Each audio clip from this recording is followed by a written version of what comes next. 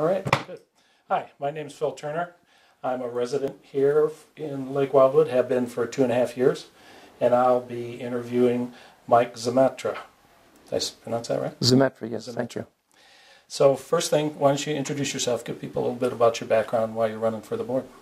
Okay, my name is Mike Zemetra. I've been coming up to Lake Wildwood for about 10 years now. We were invited up by friends of ours, and if we hadn't been invited up, we never would have found the place. You know, plain and simply, you know, it's just not on the map. Right. True of a lot of us, I think. Yes, and so I was invited up, and you know, the first time we came up, we spent about 4 hours fighting the traffic through Sacramento, arrived at the South Gate, arrived on Jayhawk, and then, you know, in the middle of the night, and came to this glorious place in the morning.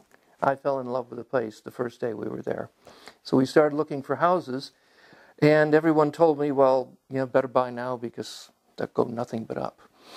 But I waited, and I continued practicing law in San Jose, and so for 10 years we'd come up every 3 days, every New Year's.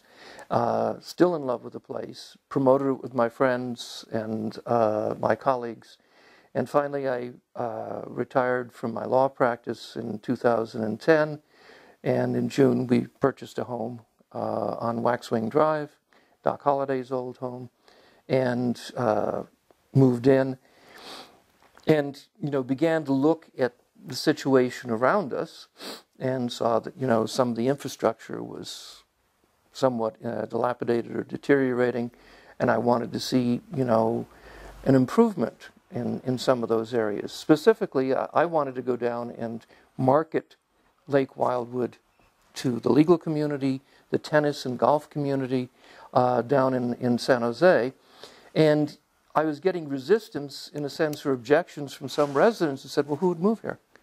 Why are they going to move here if the golf course isn't well maintained, if the clubhouse isn't well maintained? Besides, nothing's ever done about these problems. So I joined the planning committee to help resolve some of those problems, and have been working with Alice and Diane on various plans, the master plan and things like that, trying to help improve the situation.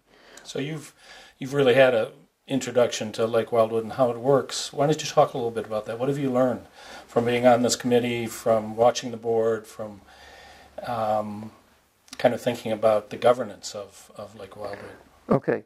The board consists of people that are actually multi-generational. And that's one of the, you know, the problems. Each board comes with its own set of ideas. Each board comes with its own way of communicating. And every year, as it changes, it has to relearn itself, a new synergy, a new connection with each other, in order to come up with a workable solution. So they've got to go through some sort of team building stage before get anything done. Before they can get it. And each board has somewhat of its own agenda. Although we have a master plan, there's a lack of continuity from board to board. And what I would like to see is the board develop a strategic vision that we all accept in Lake Wildwood, that we can take out to the public and market in the Bay Area. So would you vote on this? Would you put it out for the community to vote on? Is that what you're thinking? Well, in large part, I think everyone should make a community input, but then we have a strategic vision that we vet, and then either vote it or have the board adopt it, approve it, and live with it, so that we don't go off on sidecars or side roads and get surprises as to what's happening. Ideally, the way the thing should work is we have a strategic vision, we have a master plan that gives us priorities, and the board simply takes the prioritized situations or the improvements, which I think we need. Because if we don't get them... That have already been laid out in the master plan. They've been laid out and been vetted with the community accepts them, and that way the board also can rely on this priority system and not feel afraid about funding a particular project or doing something with getting the blowback or the backlash from the community. So there's a master plan now, right? It hasn't been adopted for 2 years. That's the problem. Now, they are currently working on it, getting it for last year's cycle, and then they'll be busy putting it forward. But what I want is something more comprehensive. We need a marketing strategy, and I think the marketing strategy from the standpoint of realtors and bringing new people in will actually drive the strategic vision of Wildwood. What we want will be something like what we want to offer the community. And once we get that in place, I think some of these other problems will drop out. So one of the big changes you would make is really devoting some significant attention to getting that master plan put in place. The master plan put in place and implemented, also a marketing strategy, and at the same time, I think, we need to try and work on changing our governing documents. Our governing documents have created a problem, I think, which has just been beginning to be recognized. For 31 years or so, we didn't place anything in reserve for some of our infrastructure. According to the way Davis Sterling reads and our documents read, we're limited in what we can put on reserve. We're limited in what we can do as far as funding for new amenities or improving the old ones. And Davis Sterling, which I have not read and therefore don't understand, pertains primarily to our nonprofit status? I don't want you to go into a lot of legal it's essentially exploration, but I'm just curious what the it fundamental was designed to protect homeowners primarily in condominiums and townhouses, but it is a structure that's placed over Lake Wildwood. And it flows through our bylaws, it flows through our declarations of restrictions and covenants.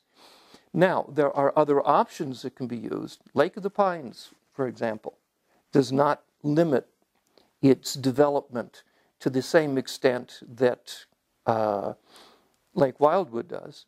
They're able to fund for renovation, they're able to fund for capital improvements because they changed one of their major sections of the bylaws, had it adopted and changed, and I think it's one of the areas that we have to look at. But the governing documents, I think, need to be reviewed to make sure they're more effective. Okay, interesting. All right, anything else that you would want to talk about in terms of changes you would make, or should we talk a little bit about the attractive things that made you fall in love with Lake Wildwood? So long as we have the time, the changes I would make.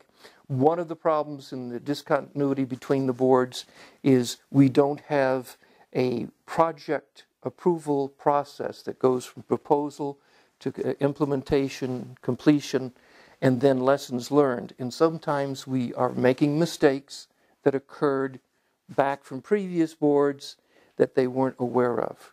So we need to go and take a look at our entire project approval process to make sure that we can implement a project in a timely fashion, get it reported back, and then have a lessons learned filed so we don't go back and repeat the same mistake that we made before. The other thing is I think we can achieve some certain efficiencies in the way that we work.